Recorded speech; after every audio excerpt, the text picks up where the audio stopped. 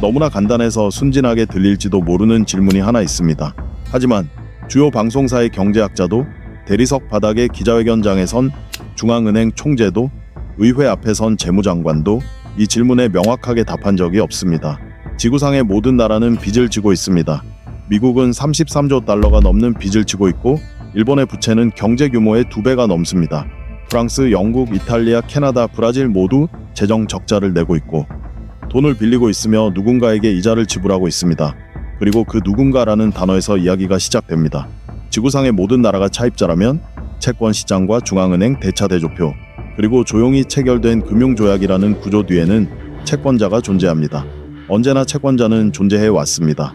그리고 역사를 통해 빚으로 버텨온 모든 문명에서 채권자는 어떤 군대도 어떤 선거도 어떤 헌법도 완전히 막을 수 없는 막강한 권력을 쥐고 있었습니다.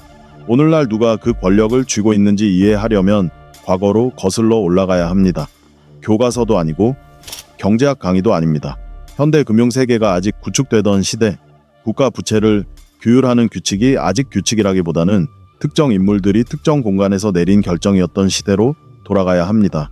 그 결정들은 공익과는 아무런 관련이 없었고 인류 문명에서 가장 오래된 역동성, 즉 돈이 필요한 자와 돈을 가진 자 사이의 관계에 따라 이루어졌습니다.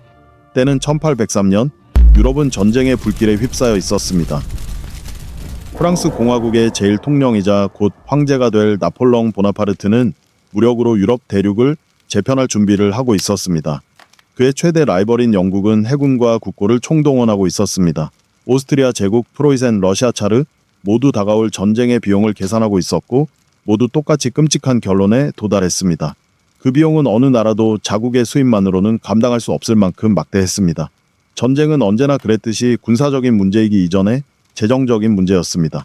군대에는 급여가 필요하고 대포에는 철이 필요하며 보급선에는 곡물이 필요합니다. 그리고 이 모든 것에는 돈이 필요했는데 19세기 초에 어떤 세금 제도로도 마련할 수 없을 만큼 많은 돈을 더 빨리 조달해야 했습니다. 이러한 상황과 필요의 한 가문이 등장했습니다. 그들은 지난 30년 동안 그 누구도 만들어내지 못했던 무언가를 구축해 왔습니다. 전통적인 의미의 은행도 아니고 무역회사도 아니었습니다. 그보다 더 유동적이고 눈에 띄지 않지만 궁극적으로는 훨씬 더 강력한 무언가였습니다. 프랑크푸르트, 런던, 파리, 빈, 나폴리에서 동시에 활동하며 유럽 역사상 최초의 진정한 국제금융 네트워크를 구축한 것이 바로 로스차일드 가문이었습니다. 20년 전쟁으로 분열될 위기에 처한 유럽 대륙에서 그 네트워크는 단순히 유용한 것을 넘어 필수 불가결한 것이었습니다. 로스차일드 가문이 특별했던 이유는 단순히 막대한 재산을 소유했기 때문만은 아니었습니다. 그들은 대부분의 군주국보다 훨씬 많은 돈을 가지고 있었습니다. 그들을 특별하게 만든 것은 바로 신속함과 신중함을 동시에 갖춘 능력이었습니다. 런던에서 비엔나까지 전령으로 메시지를 보내는데 며칠씩 걸리던 시대에 로스차일드 가문은 정보 및 통신망을 구축하여 정부보다 훨씬 빠르게 정보를 전달했습니다. 전령, 첩자, 암호화된 서신 등을 활용한 이 네트워크는 어떤 정부기관보다도 신속하게 움직였습니다. 그들은 네덜란드 정부보다 먼저 암스테르담의 곡물 가격을 알았고 런던 증권 거래소보다 먼저 워털루 전투의 결과를 예측했습니다. 그리고 그들은 이러한 정보를 무모하게 사용하지 않고 단 한 번의 거래에서 진정한 이익을 얻는 것이 아니라 필요한 존재가 되는 데 있다는 것을 이해하는 인내심을 가지고 활용했습니다. 런던에 주재했던 네이선 메이어 로스차일드는 나폴레옹과의 전쟁에서 영국의 재정적 성공을 이끈 주역이 되었습니다. 그는 프랑스 정부와 영국 정부 모두 그 과정을 완전히 이해하지 못할 정도로 복잡한 첩자와 중개인 네트워크를 통해 봉쇄된 유럽 대륙을 가로질러 금을 이동시켰습니다. 그는 어떤 기존 방식으로도 불가능했을 조건으로 영국 왕실을 위한 자금을 조달했습니다. 그는 장군도 아니었고 어떤 직함도 없었으며 군대를 지휘하지도 않았습니다. 하지만 그가 구축하고 운영했던 금융 인프라가 없었다면 이베리아 반도의 웰링턴 군대는 보급품을 받을 수 없었을 것이고 결국 나폴레옹을 무너뜨린 연합군은 그렇게 오랫동안 유지될 수 없었을 것입니다. 그리고 바로 여기서 이야기가 반전이 일어나고 금융 권력의 본질에 대해 변함없이 시사하는 바가 시작됩니다. 네이선 로스차일드는 애국심 때문에 영국의 자금을 지원한 것이 아니었습니다. 로스차일드 가문 또한 이념 때문에 나폴레옹의 적들에게 자금을 지원한 것이 아니었습니다. 로스차일드 가문은 유럽 5개의 지사를 통해 대규모 국가 대출이라는 논리를 이해하기 전까지는 거의 상상할 수 없는 일을 하고 있었습니다. 로스차일드 가문은 다양한 시점과 수단을 통해 동일한 분쟁의 여러 진영의 금융 서비스를 제공했습니다.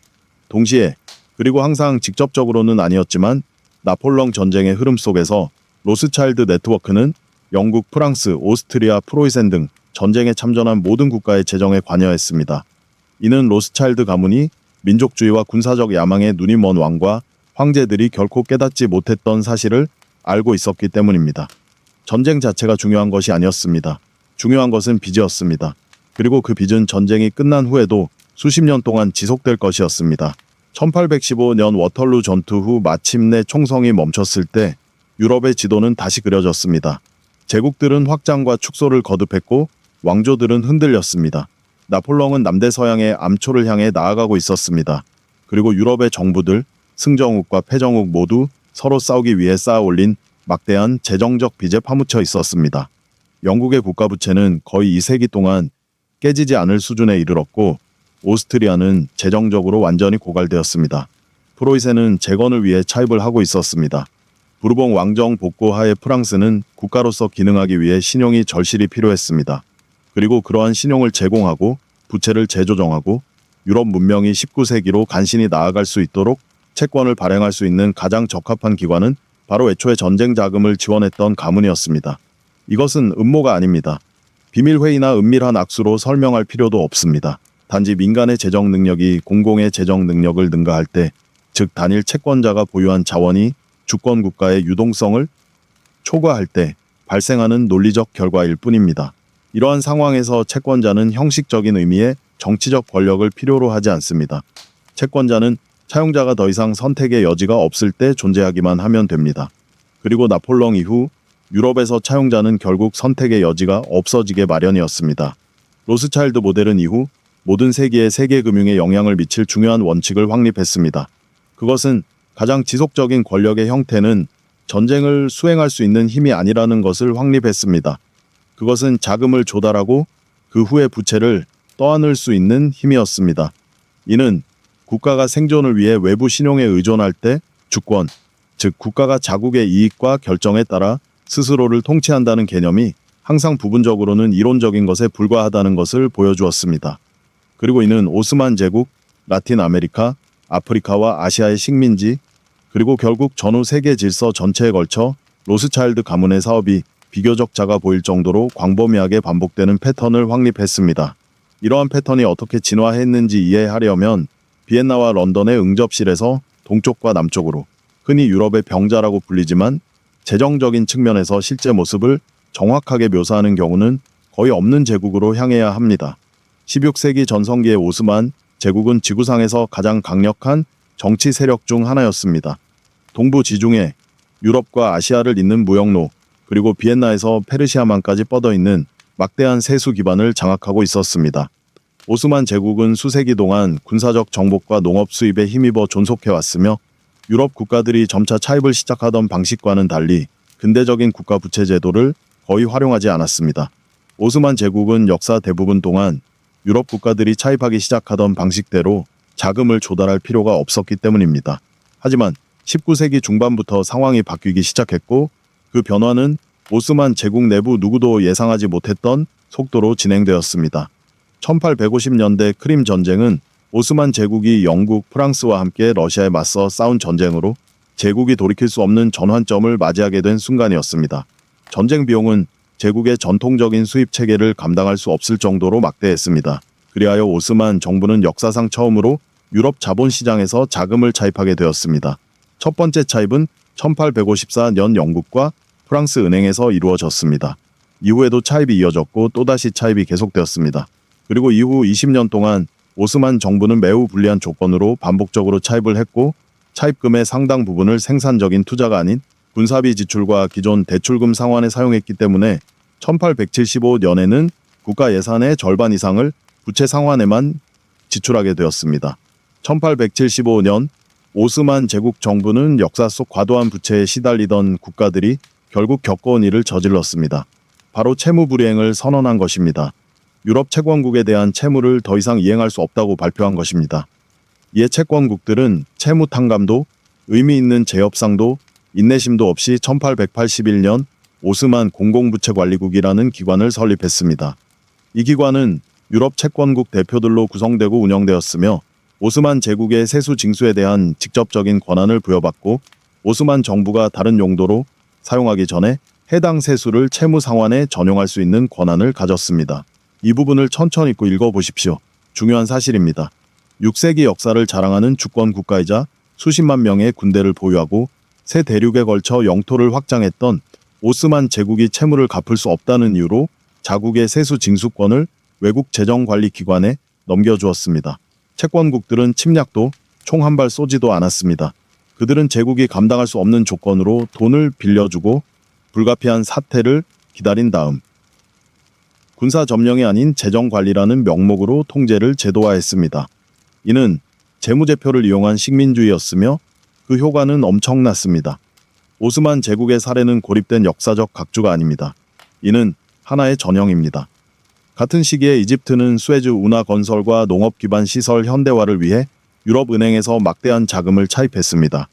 1880년대 초 이집트가 채무 불이행에 빠지자 영국은 이를 명분으로 군사 개입을 감행했고 그 결과 70년간 영국이 이집트를 점령했습니다. 튀니지에서는 프랑스 채권자들이 채무 불이행을 구실로 프랑스 보호령을 수립했습니다. 라틴 아메리카에서는 영국 그리고 나중에는 미국의 금융이익 집단이 국가 부채를 지렛대로 삼아 명목상 독립국이었지만 재정적으로는 예속된 국가들의 경제정책, 무역협정, 심지어는 정부까지 좌지우지했습니다. 대륙과 시대를 초월하여 일관되게 나타나는 패턴은 우연이라기보다는 하나의 방법처럼 느껴집니다. 이상적으로는 전쟁, 근대화 사업, 재정 위기와 같은 위기 상황에 처한 주권 차입국에 신용을 제공합니다.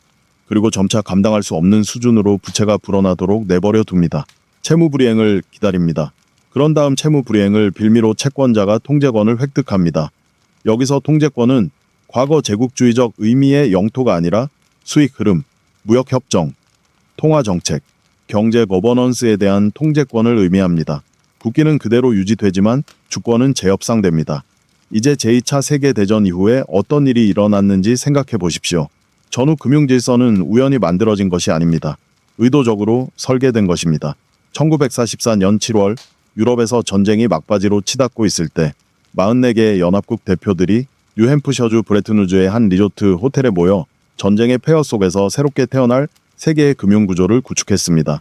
3주 동안 그 호텔에서 내려진 결정들은 20세기 나머지 기간과 그 이후까지 자금의 흐름, 국가 차입 조건, 그리고 금융 권력의 본질을 결정짓게 되었습니다. 브레튼우즈 체제는 오늘날까지 존속하는 두 기관, 즉 국제통화기금 IMF과 세계은행을 설립했고 미국 달러를 세계 기축통화로 확립했습니다. 초기에는 금에 고정되었지만 1971년 이후에는 미국 국가의 신뢰도와 미국 경제의 생산 능력에만 의존하게 되었습니다. 또한 덜 눈에 띄지만 브레튼우즈 체제는 국가 부채 위기 관리의 새로운 구조를 만들어냈습니다. 이 구조는 국제 신용 접근을 통제하는 기관들의 막대한 권력을 부여했습니다. IMF는 공식적인 임무상 국제수지 위기를 겪는 국가의 긴급 유동성을 공급하는 기관입니다. 그러나 실제로는 모든 다른 선택지를 소진한 정부에 대한 최후의 채권자 역할을 합니다. 정부가 다른 모든 선택지를 다 써버리고 IMF의 자금이 필요할 때 아무런 조건 없이 자금을 받는 것은 아닙니다. 1980년대 이후로는 구조조정 프로그램이라고 불렸던 이 조건들은 일반적으로 차입국 정부가 공공지출을 삭감하고 국영기업을 민영화하고 무역을 자유화하고 보조금을 줄이고 워싱턴에서 작성된 일련의 처방에 따라 경제를 재편하도록 요구했습니다. 가나, 아르헨티나, 멕시코, 인도네시아, 그리스를 비롯한 수십 개국 정부가 20세기 후반과 21세기 초에 걸쳐 다양한 시점에 IMF 지원을 신청했습니다. 각 국가는 자금을 수용하면서 자국 의회와 유권자들이 투표로 결정하지 않았고 쉽게 뒤집을 수도 없는 방식으로 경제 주권을 제약하는 조건을 받아들였습니다. 이것은 비난이 아닙니다. IMF가 단순히 악당이라는 뜻은 아닙니다. 대출에는 조건이 따르고 조건에는 책임이 따르며 상환 능력을 초과하여 차입한 정부는 외부의 제재 없이 필요한 조정을 스스로 할 것이라고 항상 믿을 수는 없습니다. 하지만 더 근본적인 질문, 즉 로스차일드 가문 이야기, 오스만 제국 이야기, 이집트 이야기가 모두 가리키는 질문은 바로 국가 부채 자체에 내재된 권력 관계의 본질에 관한 것입니다. 채권자가 차용국이 운영해야 하는 조건을 설정할 수 있을 때 채권자의 권력은 조약이나 헌법으로 공식적으로 부여된 어떤 권력보다도 강력해집니다. 이는 필요의 법칙에 따라 작동합니다. 채권자의 조건에 동의할 필요는 없습니다. 그저 돈이 필요하기만 하면 됩니다. 그렇다면 현대 사회에서 채권자는 누구일까요? 그 해답은 19세기보다 훨씬 분산되어 있지만 궁극적인 영향력은 여전히 집중되어 있습니다. 미국 정부의 자금 조달 수단인 미국 국채의 최대 보유자는 일본, 중국, 영국, 그리고 산유국들을 대신하여 운용되는 여러 국부 펀드들입니다. 선진국의 채권 시장은 연기금, 보험회사, 자산운용사 등 기관 투자자들이 인수하며 이들의 총 운용 자산은 수백조 달러에 달합니다. 블랙록, 뱅가드, 스테이트 스트리트 같은 회사들은 전 세계 대부분 국가의 GDP보다 더 많은 자본을 운용합니다. 이들은 정부가 아니며 선출된 권한을 가진 기관도 아닙니다. 이들은 주주와 고객에게 책임을 집니다. 그리고 전 세계 거의 모든 정부의 국채는 이들 회사를 통해 유통됩니다. 정부가 자금을 조달해야 할 때 모든 정부는 끊임없이 자금을 조달합니다. 정부는 채권을 발행합니다. 채권은 빌린 돈과 이자를 상환하겠다는 약속입니다. 이 채권은 시장에서 매입되고 시장이 가격을 결정합니다. 그리고 이 가격은 정부가 지불해야 하는 이자율을 결정합니다. 만약 시장이 어떤 이유로든 정부 부채가 너무 위험하다고 판단하면 채권 가격은 하락하고 금리는 상승하며 정부는 차입 비용을 더 많이 지불하게 됩니다. 이는 일반적으로 정부의 재정 상황을 악화시키고 시장의 불안감을 가중시켜 채권 가격을 더욱 떨어뜨리는 악순환으로 이어집니다. 이것이 바로 2010년과 2011년 그리스 경제를 파탄시킨 악순환이며 같은 시기에 이탈리아가 유럽 채권 시장의 요구를 수용할 수 있는 기술 관료 정부를 수립하도록 만든 악순환입니다. 또한 수십 년 동안 선진국 정부의 재정 정책을 조용히 규제해온 메커니즘이기도 합니다. 어떤 채권 거래자도 명령을 내리지 않았고 어떤 채권자도 최후 통첩을 보내지 않았습니다. 이 메커니즘은 시스템 자체의 구조에 내재된 자동적인 메커니즘입니다. 과도한 지출, 통화 실험, 채권자들이 불안정하다고 여기는 정책 등으로 채권 시장의 심기를 불편하게 하는 정부는 차입 비용 상승이라는 악순환에 직면하게 되고 이는 결국 해당 정책에 대한 거부권 행사로 이어집니다. 영국 정부는 2022년 9월 재정 지원 없이 감세를 단행하는 예산안을 발표하면서 이 사실을 극명하게 깨달았습니다. 이 예산안은 국채 시장의 붕괴를 촉발했고 그 심각성 때문에 영란은행은 연기금 파산을 막기 위해 개입해야 했습니다. 예산안을 작성한 정부는 몇 주 만에 사임했습니다. 채권 시장이 이미 답을 내놓았고 별도의 표결은 필요하지 않았습니다. 1990년대 초 클린턴 선거 캠프에서 일했던 한 정치 전략가가 채권 시장이 너무 강력해져서 앞으로 정치 경쟁이 벌어진다면 차라리 채권 시장으로 환생하고 싶다. 그러면 모두를 위협할 수 있을 테니까 라고 말한 것이 금융 저널리즘에 등장했습니다. 이 표현이 유명해진 이유는 대부분의 정치 담론이 명확하게 말하지 않는 진실을 포착했기 때문입니다. 선출된 정부가 실제로 할 수 있는 일에 가장 큰 제약을 가하는 것은 야당도, 법원도, 여론도 아닙니다. 바로 채권자들이 감당할 수 있는 금리로 대출을 계속해줄 의향이 있는지 여부입니다. 그래서 우리는 이 이야기의 시작을 알렸던 질문, 8세기 동안 이어져 온 국가 부채와 그로 인한 문명적 결과를 통해 답을 찾아가기 전까지는 순진하게 들릴지 모르는 질문으로 돌아갑니다. 모든 나라가 빚을 지고 있다면 누가 채권자인가? 그 답은 어느 한 가문도, 어느 한 기관도, 어느 한 국가도 아닙니다. 답은 시스템입니다.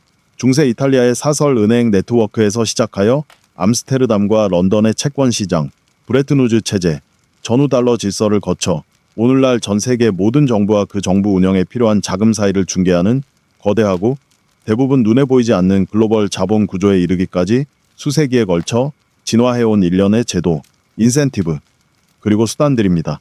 채권자는 개인이 아닙니다. 채권자는 구조입니다. 그리고 그 구조는 강력해지기 위해 음모적일 필요가 없습니다. 단지 필요하기만 하면 됩니다. 역사가 이 이야기의 모든 반복에서 시사하는 바는 구조가 명백히 약탈적일 때가 아니라 진정으로 유용할 때 가장 위험하다는 것입니다. 로스차일드 가문은 자신들이 자금을 지원한 정부로부터 단순히 부를 착취한 것이 아닙니다.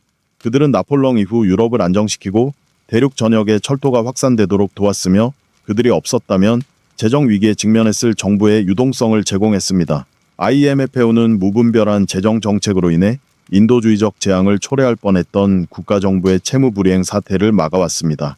채권 시장은 정부가 감당할 수 있는 수준을 훨씬 넘어서는 지출을 하지 않도록 재정 규율을 유지하는 역할을 합니다. 채권자는 모든 시대에 걸쳐 실질적인 보상을 제공해 왔습니다. 그리고 실질적인 보상을 제공함으로써 의존 관계에서 벗어나기가 더욱 어려워졌습니다. 이러한 의존 관계를 가장 성공적으로 헤쳐나간 문명은 차입을 거부한 문명이 아닙니다. 사실상 현대 국가 중 장기간 동안 국가 부채 없이 운영된 국가는 거의 없습니다. 가장 성공적으로 대처한 국가는 차입의 목적을 명확히 이해하고 차입한 국가, 즉 부채를 공짜 돈이 아니라 미래 주권에 대한 청구권으로 이해하고 자치권을 포기하지 않으면서도 부채를 상환할 수 있는 충분한 생산 능력과 제도적 역량을 유지한 국가입니다. 반대로 이러한 의존 관계에서 붕괴한 국가는 성장 속도보다 빠르게 차입하고 통치력을 강화하기 위한 수단이 아니라 부채를 통치력의 대체 수단으로 사용했으며 어느 날 갑자기 자신들의 재정적 생존 조건이 다른 누군가에 의해 정해져 있다는 사실을 깨달은 국가들입니다. 세계 최대 경제국들은 지금 전시를 제외하고는 역사적으로 유례가 없는 속도와 규모로 차입을 늘리고 있습니다. 미국은 몇 달마다 1조 달러 이상을 국가 부채에 추가하고 있습니다. 일본은 중앙은행과 재무부를 사실상 통합할 정도로 부채를 화폐 발행을 통해 늘려왔습니다. 유럽연합은 한때 유로화를 거의 붕괴시킬 뻔했던 국가 부채 문제를 해결하려 애쓰고 있으며 겉으로 보이는 안정 아래 숨겨진 문제들은 여전히 해결되지 않은 채 남아 있습니다. 그리고 이 모든 부채의 배후에 있는 채권자인 글로벌 채권 시장은 언제나 그랬듯이 서두를 필요가 없는 기관의 인내심으로 상황을 지켜보고 있습니다. 부채는 사라지지 않고 계속 불어나기 때문입니다. 그리고 결국 심판의 순간이 오게 되는데 그 순간은 채권자에게는 결코 놀라운 일이 아닙니다. 오직 차입자에게만 놀라운 일일 뿐입니다. 역사는 이미 이러한 실험을 수없이 반복해왔습니다. 로마와 콘스탄티노플, 마드리드와 이스탄불, 부에노스아이레스와 아테네에서 말입니다. 이름은 바뀌고 통화도 바뀔 뿐입니다. 신용이 흐르는 경로는 세기마다 변합니다.